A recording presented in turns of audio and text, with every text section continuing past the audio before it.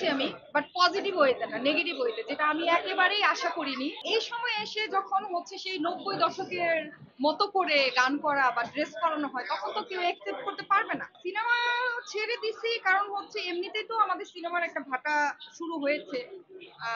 তো ওই সময় তো ভাটা চলছিলই। এখন হচ্ছে একটা মানুষ যখন একটা জায়গায় স্ট্রাগল করে, প্রত্যেকটা মানুষের কিন্তু স্বপ্ন থাকে, সেটা জব হোক বা বিজনেস হোক।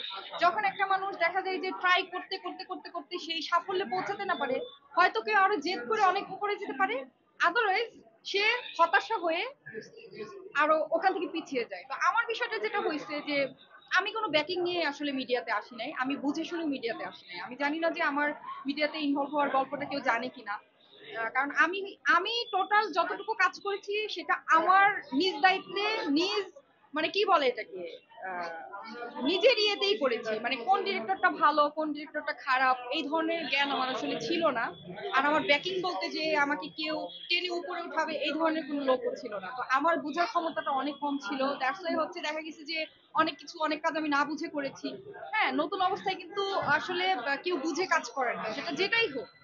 তো একটা সময় যেটা মনে হয়েছে আমার যে আসলে এখন আমার কাজ করা উচিত না, তারপরেও হচ্ছে লাস্টে যখন একটা মালেক আফসারি স্যারের কাজের অফার পেলাম, তো তখন হচ্ছে একটা আশা ছিল যে ভালো কোনো ফিডব্যাক আসবে, পজিটিভ কোনো ভাইব আসবে।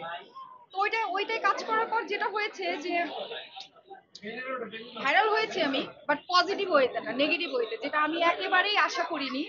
তো ওইটার পর আমার যেটা ফিল হয়েছে যে আসলে আমার জন্য সিনেমাটা একদমই ঠিক হচ্ছে না, আমি আর কাজ করব না, দ্যাটস ওয়াই হচ্ছে আসলে সিনেমা থেকে সরে যাওয়া। আমি কাউকে দোষ দিব না, আমি মনে করি যে আমার আসলে নিজের বোঝার ভুল ছিল। আমি কাউকে দোষ দিতে চাই না, এগুলো নিয়ে আমি আসলে কথাই বলতে চাই।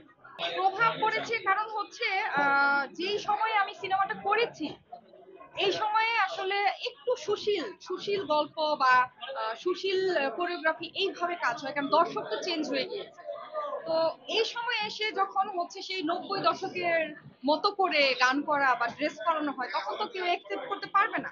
একটা সময় যখন ওই ধরনের অহরহ কাজ হচ্ছিল, তখন কিন্তু কেউ এগুলো নিয়ে বলতো না, বাট যখন হচ্ছে একটা সামাজিকতা মেনটেন করে সিনেমা করা হচ্ছে, তখন এসে একটু হচ্ছে ভালগার ড্রেস, ভালগার কোরিওগ্রাফি করা, এটা তো আসলে কেউ একসেপ্ট করবে না। এটা আমি নিজেই একসেপ্ট করতে পারিনি, সেখানে দর্শক কিভাবে একসেপ্ট করবে। সহমত আমি একদমই প্রকাশ করিনি, কারণ হচ্ছে ড্রেসের মাপ যেহেতু ছিল ড্রেসম্যানের কাছে, তো ড্রেস তো সব রেডি ছিল, আমি তো আর জানি না যে কি ড্রেস রেডি করেছে। আর ওই সময় হচ্ছে আমি নতুনই বলা চলে, মানে আমি যে একটা কথা বলবো ওই গার্ডসটা আমার ছিল না।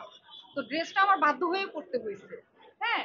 আর আপনারা যারা হচ্ছে আমার ফেসবুকে আছেন বা আমার সাথে যারা হচ্ছে খুব ভালো আমার সাথে আন্ডারস্ট্যান্ডিং উঠা বসা, তারা খুব ভালো করে বুঝতে পারবেন যে আমার কখনোই উল্টাপাল্টা কোনো ড্রেস আপে আমার মনে হয় না যে কেউ কখনো আমার পিকচার দেখেছে বা অন্য ধরনের কিছু। যারা আমার ফেসবুকেও আছে, আমার ফেসবুকে কিন্তু জাস্ট আমি ফোনের মধ্যে যতটুকু পিকচার তুলি, ইভেন আমার পার্সোনাল লাইফে আমার মনে হয় না যে কখনো আমি স্লিভলেস ড্রেস পরেছি।